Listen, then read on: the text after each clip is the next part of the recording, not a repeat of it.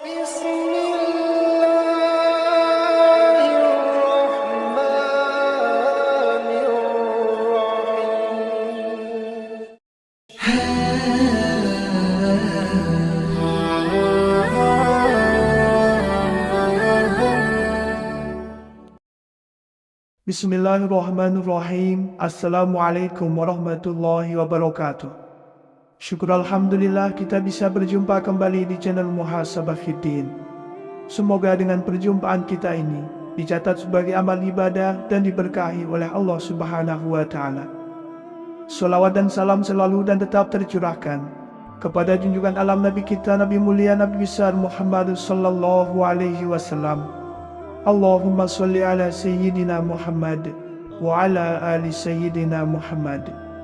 Harapan dan doa saya kepada sahabat semua, saudara semua dimanapun berada yang sedang menonton video ini, semoga Allah Subhanahu wa Ta'ala senantiasa memberikan kesehatan, keafiatan, dipanjangkan umur, dimurahkan rezeki, dimudahkan segala urusan, dan tetap dalam lindungan Allah Subhanahu wa Ta'ala.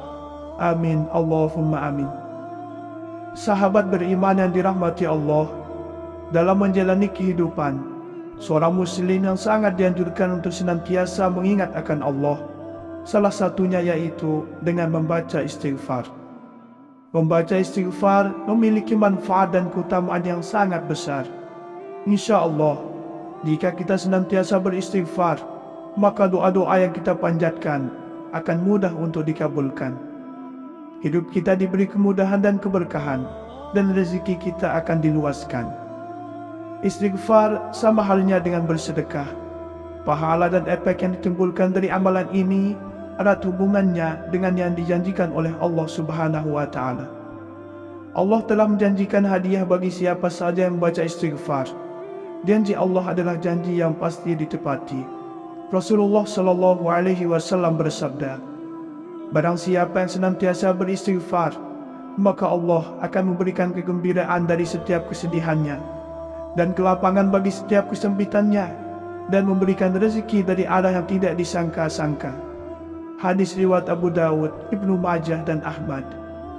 Intinya, semakin banyak kita beristighfar atau melakukan zikir istighfar yang disertai dengan penuh keyakinan dan sepenuh hati, maka tentunya akan semakin membantu kita untuk bisa membersihkan jiwa dari setiap kotoran atau dari berbagai limpah dosa yang pernah dilakukan dan sedang kita lakukan.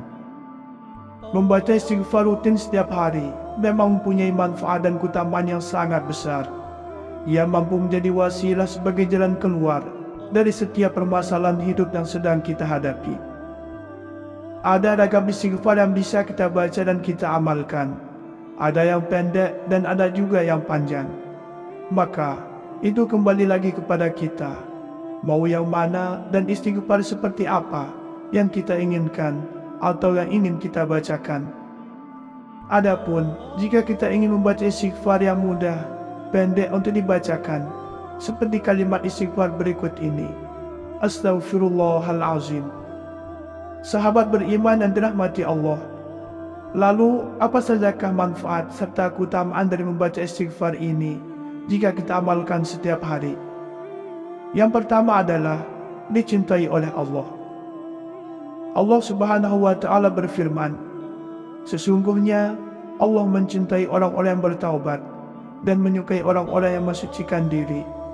Quran Surat Al-Baqarah ayat 222. Rasulullah sallallahu alaihi wasallam bersabda, orang yang bertaubat adalah kekasih Allah.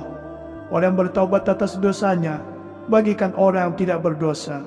Hadis riwayat Ibnu Majah. 2. Menggembirakan Allah. Dalam sebuah hadis, Rasulullah sallallahu alaihi wasallam bersabda, sungguh Allah lebih gembira dengan taubat hambanya daripada kegembiraan seorang dari kalian yang menemukan untanya yang telah hilang di padang pasir. Atau kama qala alaihi salatu wassalam. 3. Diampuni dosa-dosanya. Rasulullah sallallahu alaihi wasallam bersabda, Allah Subhanahu wa Ta'ala berfirman, wahai hamba-hambaku, setiap kalian pasti berdosa kecuali yang aku jaga. Maka beristighfarlah kalian kepadaku, niscaya kalian aku ampuni. Dan barang siapa yang meyakini bahwa aku punya kemampuan untuk mengampuni dosa-dosanya, maka aku akan mengampuninya dan aku tidak peduli seberapa banyak dosanya. Hadis riwayat Ibnu Majah dan Tirmizi. Imam Qatadah berkata, Al-Quran telah menunjukkan penyakit dan obat kalian. Adapun penyakit kalian adalah dosa dan obat kalian adalah istighfar. 4. Mendapatkan balasan surga. Allah Subhanahu wa Ta'ala berfirman, dan juga orang-orang apabila mengerjakan perbuatan keji atau menganiaya diri sendiri, mereka ingat akan Allah, lalu memohon ampun terhadap dosa-dosa mereka. Dan siapa lagi yang dapat mengampuni dosa selain daripada Allah? Dan mereka tidak meneruskan perbuatan kejinya itu, sedang mereka mengetahui mereka itu balasannya ialah ampunan dari Tuhan mereka, dan surga yang di dalamnya mengalir sungai-sungai, sedang mereka kekal di dalamnya, dan itulah sebaik-baik pahala orang-orang yang beramal. Quran Surat Al-Imran ayat 135-136. 5. Diselamatkan dari api neraka. Huzaifah pernah berkata, saya adalah orang yang tajam lidah terhadap keluarga. Wahai Rasulullah, aku takut kalau lidah itu bisa menyebabkan aku masuk ke dalam neraka. Rasulullah SAW bersabda, di mana posisimu terhadap istighfar? Sesungguhnya, aku senantiasa beristighfar kepada Allah sebanyak 100 kali dalam sehari semalam. Hadis riwayat An-Nasa'i, Ibnu Majah dan Al-Hakim. 6. Membuat setan putus asa. Sahabat Ali bin Abi Thalib pernah didatangi oleh seseorang. Saya telah melakukan dosa. Bertobatlah kepada Allah, jangan kamu ulangi, kata Ali. Orang itu menjawab, saya telah bertaubat, tapi setelah itu saya berdosa lagi.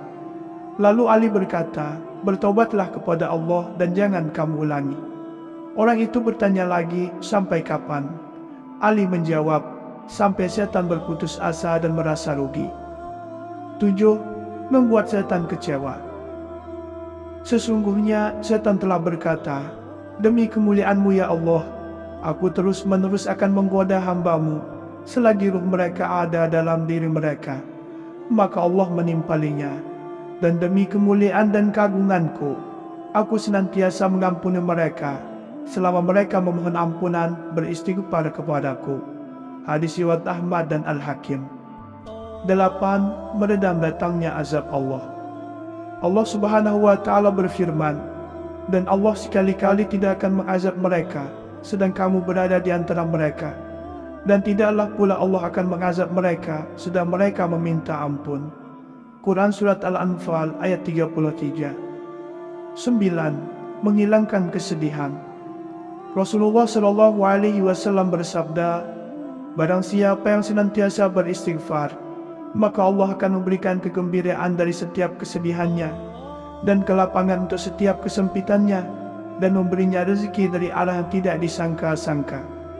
Hadis riwayat Abu Dawud, Ibnu Majah dan Ahmad. 10. Melapangkan kesempitan. Rasulullah SAW bersabda, barang siapa senantiasa beristighfar, maka Allah akan memberikan kegembiraan dari setiap kesedihannya dan kelapangan untuk setiap kesempitannya, dan memberinya rezeki dari arah yang tidak disangka-sangka. 11. Melancarkan rezeki.